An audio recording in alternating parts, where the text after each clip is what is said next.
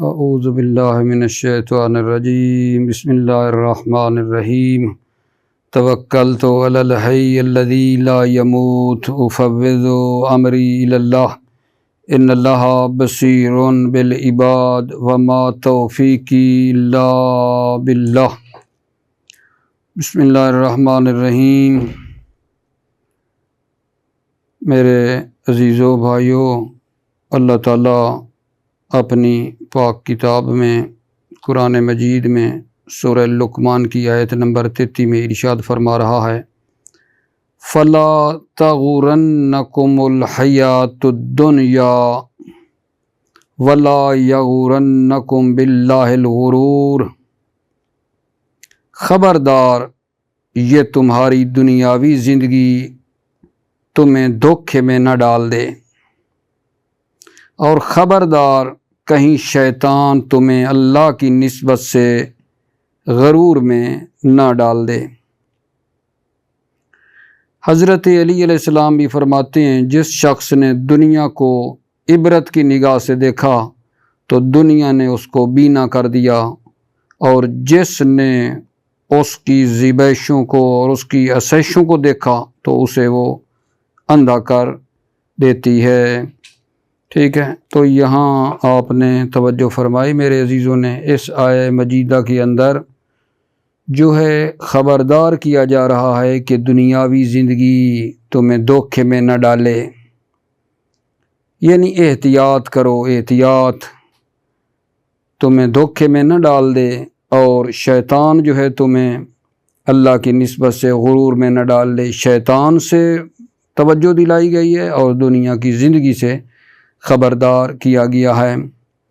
مولا علی نے بھی فرمایا، جیسا کہ آپ کی خدمت میں عرض کیا ہے، کہ دنیا کو جو عبرت کی نگاہ سے دیکھتا ہے وہ اس کو مطلب آنکھوں والا کر دیتی ہے، اسے بینا کر دیتی ہے، اور جو اس کی مطلب ایسے شمیں لگ جاتا ہے اور اس کو دیکھتا ہے تو وہ دنیا اسے اندھا کر دیتی ہے۔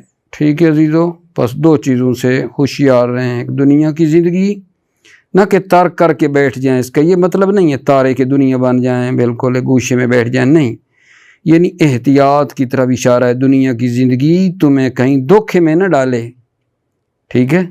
اور دوسرا، شیطان جو کہ ہمارا عدو مبین ہے، ہمارا کھلا دشمن ہے، اس سے بھی اللہ نے بتایا کہ خیال کرنا۔ بحث جو ہے میرے عزیز بھائیوں، مبادی اور نحو میں آج ہم نے جو سوال پڑھنا ہے وہ سوال نمبر 122 ہے۔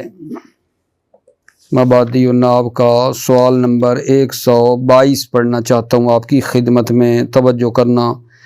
بما تختص افعال القلوب، افعال قلوب کس چیز کے ساتھ مخصوص ہیں؟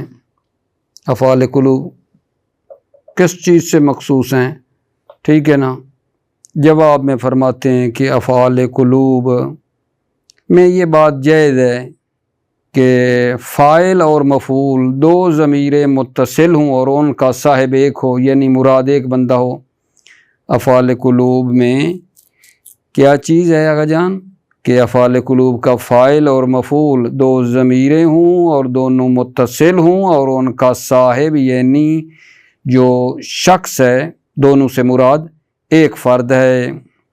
جیسے آپ دیکھیں، رأیتنی فی خطر، فاعل بھی تو اور نی بھی، مراد دونوں سے ایک بندہ ہے۔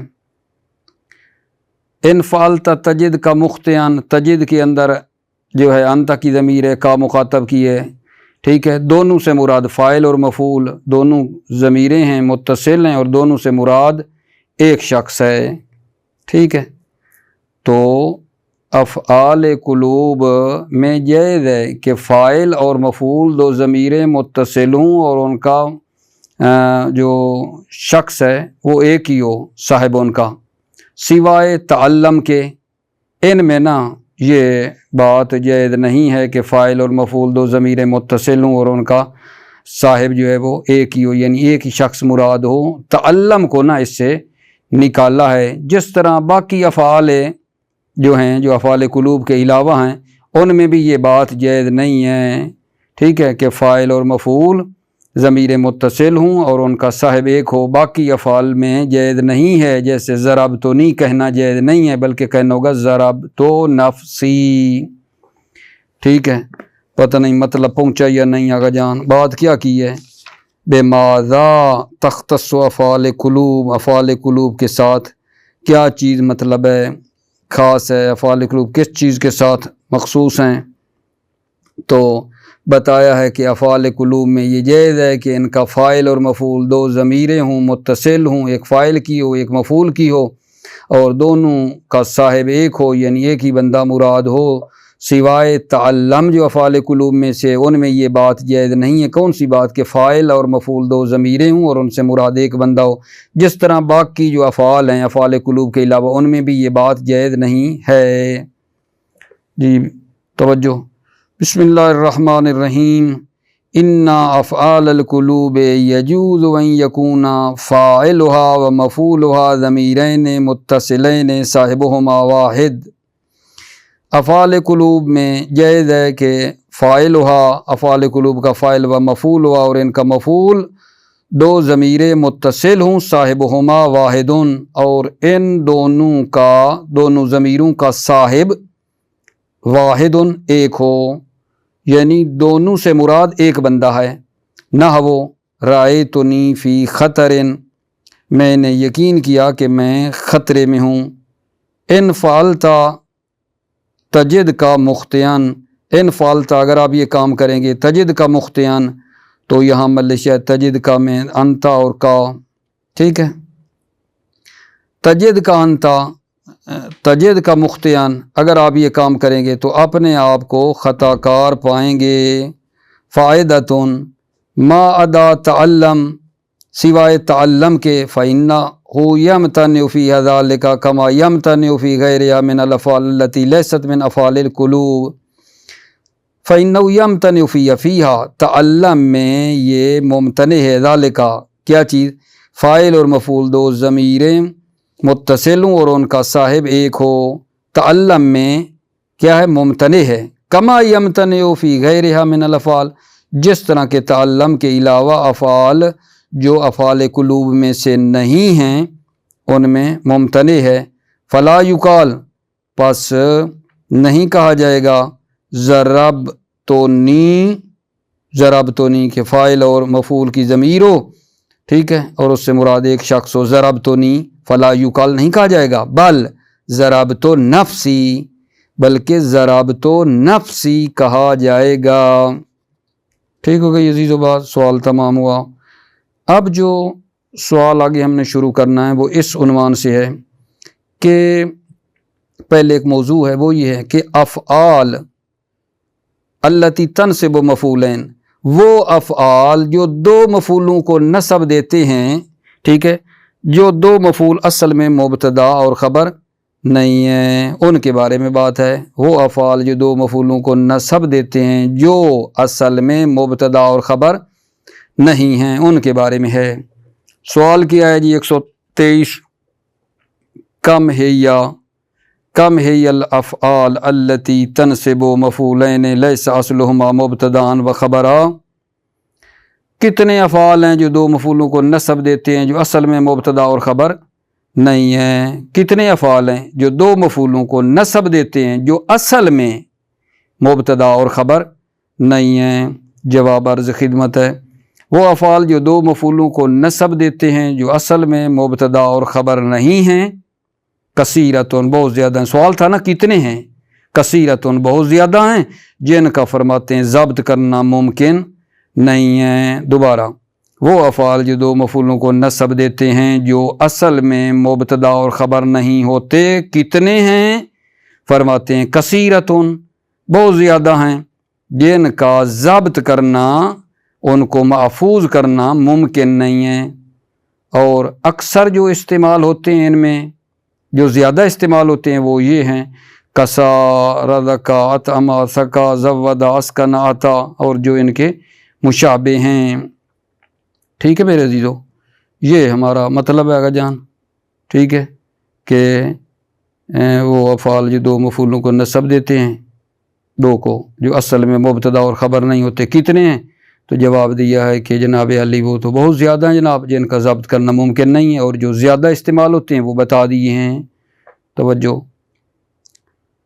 الافعال التی تنصب مفعولین لیس اصلہما مبتداء و خبرا، افعال جو دو مفعولوں کو نصب دیتے ہیں جو اصل میں مبتدا اور خبر نہیں ہیں، لیس اصلہما مفعولین، یعنی وہ دو مفعول اصل میں مبتدا اور خبر نہیں ہیں۔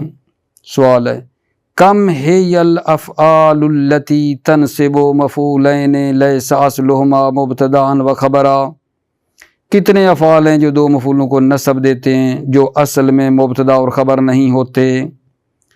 جواب، الافعال التی تنصب مفعولین لیس اصلہما مبتداء و خبرا کثیرۃ، الافعال مبتدا ہے، کثیرۃ خبر ہے۔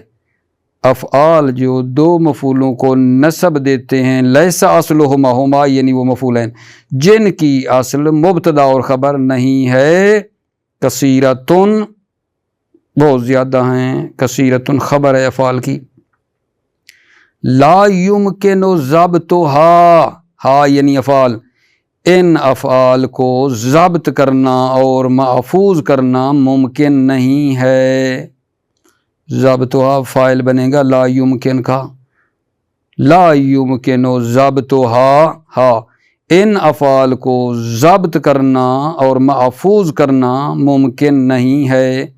وَأَكْثَرُهَا اسْتِعْمَالًا ہے، اور وہ افعال جو زیادہ استعمال ہوتے ہیں ہے یا یہ ہیں، کسا یعنی اس نے پہنایا، رزقا اس نے روزی دی، اطعما اس نے کھلایا، سکا اس نے پلایا، زودا اس نے آمادہ کیا، اسکنا اس نے مسکن دیا، آتا اس نے عطا کیا، وما شکلہا اور وہ افعال جو ان کے مشابہ ہیں، شکلہا کن کے، کسا، رزقا، اطعما، سکا وغیرہ کے جو مشابہ ہیں۔ فائدۃن یشاکلھا انسا، حببا، جزا، انشدا، واستثنا الی آخرہ۔ انسا، حببا، جزا، انشدا جو ہیں یشاکلھا ان افعال کے مشابہ ہیں، ٹھیک ہے، ان افعال کے مشابہ ہیں۔ کون سے افعال آگا جان؟ جو دو مفعولوں کو نصب دیتے ہیں جو اصل میں مبتدا اور خبر نہیں ہوتے۔ انسا، حببا، جزا، انشدا، یشاکلھا ان افعال کے کیا ہیں؟ مشابہ ہیں اور شبیہ ہیں۔ فتعمل عملہا، پس تعملو یہ انسا، حببا، جزا عمل کرتے ہیں، عملہا افعال والا عمل کرتے ہیں۔ تھوڑا معنی کی طرف دوبارہ غور کرنا۔ فائدۃن یشاکلھا انسا، حببا، جزا، انشدا، واستثنا، انسا، حببا، جزا، انشدا، استثنا جو ہیں یہ افعال کے مشابہ ہیں۔ فتعملو عملہا، پس یہ جو ہیں انسا وغیرہ، حببا یہ عمل کرتے ہیں، عملہ افعال والا عمل کرتے ہیں۔ انسا کا کیا معنی ہے؟ ترک کرنا، فراموش کرنا۔ حببا دوست رکھنا، اس نے دوست رکھا۔ جزا کا مطلب ہے ادا کرنا۔ انشدا ٹھیک ہے، قرات کرنا، اس نے قرات کی۔ استثنا یعنی اس نے بنایا، ان کے معنی بنتے ہیں۔ اگلا سوال میرے عزیز و توجہ فرمانا، ما ہی مرتبۃ المفعولین اللذین لیس اصلہما مبتداء و خبرا، دو مفعولوں کا کیا مرتبہ ہے جو اصل میں مبتدا اور خبر نہیں ہیں؟ اب یہاں دو مفعولوں کا مرتبہ پوچھ رہا ہے جو اصل میں مبتدا اور خبر نہیں ہیں۔ فرماتے ہیں دو مفعول جو اصل میں مبتدا اور خبر نہیں ہیں، ان کی اصل یہ ہے کہ جو مفعول معنی میں فاعل ہے اس کو مقدم کیا جائے گا دوسرے مفعول پر۔ یہ دو مفعول ہیں نا جن کی اصل یہ ہے کہ مبتدا اور خبر نہیں ہیں، ٹھیک ہے، تو ان دو مفعولوں میں وہ مفعول جس میں فاعل کا معنی پایا جاتا ہے، دو مفعولوں میں جس میں فاعل والا فاعل کا معنی ہے، ٹھیک ہے، تو اس کو مقدم کریں گے دوسرے مفعول پر جس میں فاعل کا معنی نہیں ہے، ٹھیک ہے۔ تو کیا ہوا جی، دو مفعول جو اصل میں مبتدا اور خبر نہیں ہیں، ان کا کیا مرتبہ ہے، کیسے سیٹنگ ان کی کیسی ہے، کون سا مفعول پہلے ہے؟ کہتے ہیں دو مفعولوں کو دیکھ لیں جن میں فاعل والا معنی ہے، ٹھیک ہے، تو وہ مقدم ہوگا دوسرے مفعول پر، ٹھیک ہے۔ مثال سے دیکھیے بہت مطلب واضح ہو جائے گا۔ کسا اخوکا الفقیر صوبا، کسا فعل ہے، اخوکا فاعل ہے، الفقیرہ مفعول اول ہے، صوبا دوسرا مفعول ہے، ٹھیک ہے۔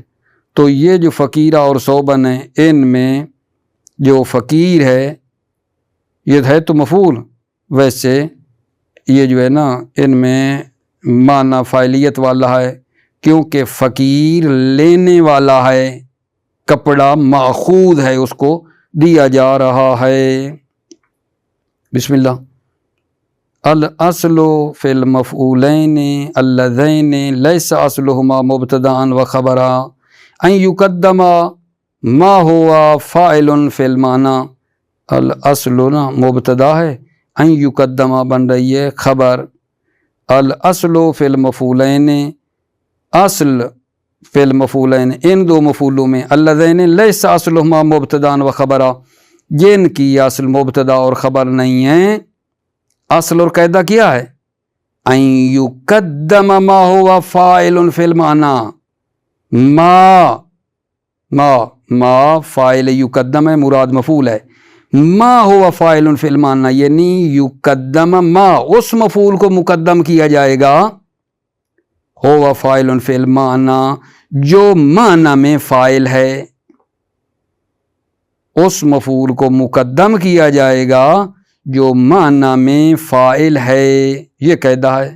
ناؤ کسا اخوکا کل فقیر صوباً، آپ کے بھائی نے فقیر کو لباس پہنایا، کسا اخوکا الفقیر صوباً آپ کے بھائی نے فقیر کو لباس پہنایا۔ وَيَجُوزُ عَكْسُ هَذَا التَّرْتِيبِ، ٹھیک، وَيَجُوزُ عَكْسُ هَذَا التَّرْتِيبِ عِنْدَ مِنَ اللُّبْسِ، اس ترتیب کا عکس بھی جائز ہے جب اشتباہ سے امن ہو، جب کوئی ملنے کا خطرہ نہ ہو تو پھر اس ترتیب کا عکس بھی جائز ہے۔ یعنی کیا مطلب آگا جان؟ یعنی وہ مفعول جو معنی میں فاعل ہے اس کو مؤخر کر دیں گے اور وہ دوسرا مفعول جو ہے وہ پہلے آ جائے گا، ٹھیک ہے۔ اس ترتیب کا عکس بھی جائز ہے جب کیا ہو آگا جان؟ عند امن اللبس، جب لبس اور اشتباہ سے امن ہو، ٹھیک ہو گئی نا بات؟ یعنی وہ مفعول جو معنی میں فاعل ہے وہ مقدم ہونے کی بجائے مؤخر ہو جائے گا جب ملنے کا کوئی خطرہ مطرہ نہیں ہے۔ فائدتن الفقیر فاعل فی المعنی، فقیر جو ہے وہ معنی میں فاعل ہے، اذ ہو آخذ کیونکہ وہ آخذ ہے، اخذ کرنے والا ہے، والصوب ماخوذ اور صوب ماخوذ ہے یعنی اس کو اخذ کیا جا رہا ہے۔ الفقیر فاعل فی المعنی، فقیر معنی میں فاعل ہے کیونکہ وہ آخذ ہے، گیرندے ہے بقول فارسیہ، لینے والا ہے، اور صوب ماخوذ ہے، صوب کو اخذ کیا جا رہا ہے، ٹھیک ہے جان۔ اگلا سوال دیکھنا، متی یجب الرجوع الی الاصل، اصل کی طرف رجوع کرنا کب واجب ہے؟ اصل کی طرف رجوع کرنا کب واجب ہے؟ اصل سے بھلا کیا مراد ہے؟ یعنی وہ جو دو مفعول ہیں جن میں فاعل والا معنی ہے، ٹھیک ہے نا، جو معنی میں فاعل ہے، ٹھیک ہے، یہی کہا ہے نا، جس کے اندر جنبہ فاعلیت ہے، جو معنی میں فاعل ہے اس کو مقدم کریں گے دوسرے مفعول پر۔ یہ جو ہم نے کہا ہے اصل یہ ہے کہ دو مفعولوں میں جس کے اندر فاعلیت والا معنی ہے اس کو مقدم کریں گے دوسرے مفعول پر، تو اسی اصل پر عمل کرنا اور رجوع کرنا واجب ہے۔ کہاں آقا جان؟ یہ 3 مورد بتا رہے ہیں اس جگہ کے۔ نمبر 1، جب 2 مفعولوں میں سے ایک مفعول جو ہے دوسرے کے ساتھ کیا ہو؟ ملتبس ہو رہا ہو۔ جب ایک مفعول دوسرے کے ساتھ مخلوط ہو رہا ہو، مل رہا ہو، ٹھیک ہے نا، تو وہاں جو ہے نا جو پہلے ہے اس کو ہم کیا کریں گے آقا جان؟ اس اصل پر عمل کریں گے، اس کو جنبہ یہ دینا ہے فاعلیت والا، کہ وہ معنی میں فاعل ہے دوسرے سے، جب دونوں میں ایک مفعول دوسرے سے مل رہا ہو۔ جیسے جناب علی آت الامیرو امرن بکرن، یہاں اب آپ دیکھیں کہ امر اور بکر جو ہیں ہر ایک صحیح اخذ بھی ہو سکتا ہے، ہر ایک اخذ کرنے والا بھی ہو سکتا ہے اور ماخوذ بھی ہو سکتا ہے، یعنی اسے دیا جائے۔ دونوں بندے ہیں، ہر ایک آخذ بھی ہو سکتا ہے، لینے والا بھی اور دینے والا بھی، معنی میں فاعل بھی اور مفعول بھی، دونوں میں ہو سکتا ہے۔ تو جب ایسا ہے تو ہم اس اصل جو ہمارا قاعدہ ہے نا اس پر آقا جان عمل کرنا واجب ہے۔ یعنی ہم یہاں کیا کریں گے؟ ہم یہ جو امر ہے نا، امر، اس کو معنی میں فاعل بنائیں گے اور بکر کو مفعول بنائیں گے، ٹھیک ہے۔ اور دوسری جگہ جو ہے وہ یہ ہے کہ جب دوسرا مفعول کو حاصر کیا جائے تو پھر بھی یہی ہے، یعنی اس اصل پر رجوع کرنا واجب ہے، اسی اصل پر عمل ہوگا جو قاعدہ بتایا ہے۔ جب دوسرے مفعول کو حاصر کیا جائے، جیسے جناب علی ما آتیت الصدیق الا کتابا، ٹھیک ہے میرے عزیزو، جب دوسرے مفعول کو حاصر کیا جائے ما آتیت الصدیق الا کتابا، یہاں وہی ہے کہ یہاں کتابن کو مؤخر کیا ہے، کیونکہ مفعول کیا ہے؟ دوسرا معصور ہو گیا ہے۔ میں بتاؤں گا آپ کی خدمت میں، اگر ہم اس کو ایسا نہیں کرتے بلکہ دوسرے مفعول کو پہلے لے کر آ جاتے ہیں، کہتے ہیں ما آتیت کتابا الا صدیقا، تو پھر پہلا مفعول جو ہے نا منحصر ہو جاتا ہے، دوسری بات۔ اور تیسرا آقا جان یہ ہے کہ جب پہلا مفعول ضمیر ہو، پہلا مفعول جب ضمیر ہو اور دوسرا اس میں ظاہر ہو، ٹھیک ہے نا، تو پھر بھی اسی اصل کی طرف رجوع کرنا واجب ہے۔ پتہ نہیں اصل کلیئر میں کر پا رہا ہوں یا نہیں، یعنی وہ جو مفعولوں میں جس کے اندر جنبہ فاعلیت ہے وہ دوسرے مفعول پر کیا ہو جاتا ہے؟ مقدم ہو جاتا ہے۔ اور کس وقت یہ کام کرنا واجب ہے؟ یہ مورد آپ کی خدمت میں پیش کیے ہیں، دیکھنا۔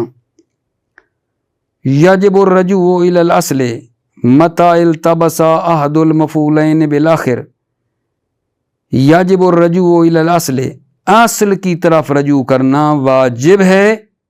کب؟ متی التبس احد المفعولین بالآخر، جب 2 مفعولوں میں سے ایک دوسرے کے ساتھ ملتبس ہو جائے، مخلوط ہو جائے۔ نحو آت الامیرو امرن بکرن، معنی میں اب ہم نے کیا کرنا، ایسا کریں گے، امیر نے بکر امر کو عطا کیا۔ امر کو آپ نے نا وہ جنبہ فاعلیت دینا، یعنی وہ لینے والا ہوگا امر، ٹھیک ہے، بکر کو دیا جا رہا ہوگا۔ آت الامیرو امرن بکرن، امیر نے بکر امر کو عطا کیا، ٹھیک ہے۔ دوسرا مورد لگا متا حصر المفعول، مفعول سے مراد مفعول دوم ہے، جب دوسرے مفعول کو حصر کیا جائے پھر بھی وہاں یہی اصل پر عمل ہوگا۔ نحو ما آتیت الصدیق الا کتابا، الا کتابا، تو یہاں کتابا جو دوسرا مفعول ہے اس کو حصر کیا گیا ہے۔ معنی کیا ہے؟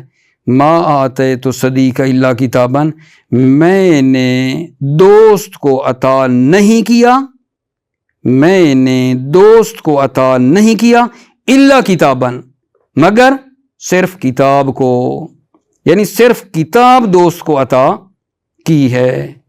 ٹھیک ہے میرے عزیز بھائیوں، یہاں اگر ہم ٹھیک ہے نا اس طرح نہ کریں بلکہ اس کو الٹا کر دیں تو پھر دیکھو معنی الٹا ہو جائے گا۔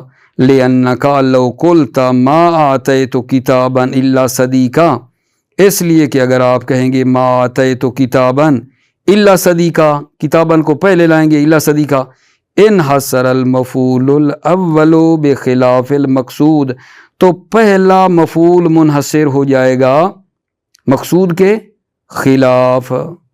اگر ہم اس کو الٹا کرتے ہیں تو پھر اس کا جو ہے نا انحصار، پھر وہ پہلا معنی اور پہلا مفعول جو ہے وہ منحصر ہو جائے گا، یہ مقصود کے خلاف ہے۔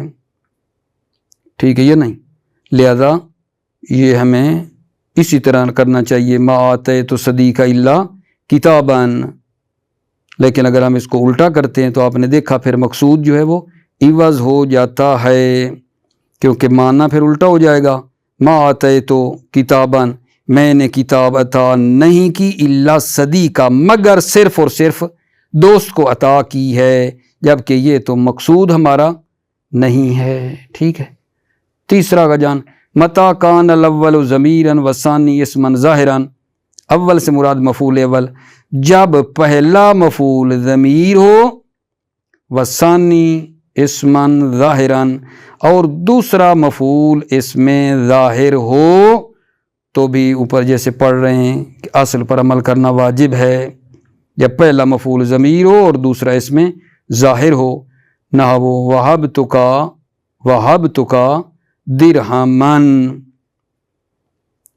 یہاں جو وَهَبْتُ فعل ہے، کا پہلا مفعول ہے، درہمن دوسرا مفعول ہے، تو وہ جو پہلا ہے اس کو ہم نے کیا جنبہ ہے فاعلیت، یعنی فاعلیت کے معنی میں لیا ہے، فاعلیت کے معنی میں ہے۔ وَهَبْتُكَ دِرْهَمًا، میں نے آپ کو درہم عطا کیا، میں نے آپ کو درہم عطا کیا۔ تو یہاں آپ نے دیکھا جو پہلا مفعول ہے وہ ضمیر ہے اور دوسرا اس میں ظاہر ہے۔ لیکن اگر ہم ایسا نہیں کرتے آگے جان تو کیا مشکل لازم آئے گی، دیکھو حاشیہ، فَلَوْ قُلْتَ أَعْطَيْتُ صَاحِبَهُ الْكِتَابَ، فَلَوْ قُلْتَ، اگر آپ کہیں گے أَعْطَيْتُ صَاحِبَهُ الْكِتَابَ، أَعْطَيْتُ صَاحِبَهُ، أَعْطَيْتُ صَاحِبَهُ، نہیں میں نا دوسرا پڑھ بیٹھا ہوں، نیچے ہی حاشیہ نہیں ہے، اوپر والا حاشیہ آگے جان۔ کیوں اگر ایسا وَهَبْتُكَ دِرْهَمًا، اس کا یہ حاشیہ ہے، لِأَنَّ تَأْخِيرَ الْأَوَّلِ يُؤَدِّي إِلَى فَصْلِ ضَمِيرِ مَا إِمْكَانِ اتصالِهِ، اس لیے کہ پہلے کو مؤخر کرنا لے جاتا ہے ضمیر منفصل کی طرف، ما امکان اتصالِهِ، جبکہ اتصال کا بھی امکان ہے، وَهُوَ ممنوع، اور وہ ممنوع ہے، کیونکہ آپ جانتے ہیں جب تک ضمیر کو متصل لانا ممکن ہے منفصل لانا نہیں چاہیے، جائز نہیں ہے۔ ناوی کہتے ہیں جب تک آپ ضمیر کو متصل لا سکتے ہیں منفصل لانا جائز نہیں ہے۔ تو وَهَبْتُكَ دِرْهَمًا میں اگر درہمن کو آپ پہلے لگائیں گے تو کیا لازم آئے گا، لِأَنَّ تَأْخِيرَ الْأَوَّلِ، پہلے مفعول کو مؤخر کرنا، يُؤَدِّي إِلَى فَصْلِ الضَّمِيرِ مَا إِمْكَانِ اتصالِ، ضمیر کے منفصل ہونے کی طرف لے جائے گا جبکہ اتصال ضمیر کا امکان ہے، وَهُوَ ممنوع، اور یہ ممنوع ہے۔ ٹھیک ہو گئی بات آگا جان؟ ابھی اس سوال پہ ذرا دھیان دے دیں لطفاً۔ متى يجب العدول عن الاصل، اصل سے عدول کرنا کب واجب ہے؟ ابھی اوپر والا جو سوال پڑا ہے نا وہ یہ تھا کہ اصل پر عمل کرنا واجب ہے، اصل کی طرف رجوع کرنا واجب ہے۔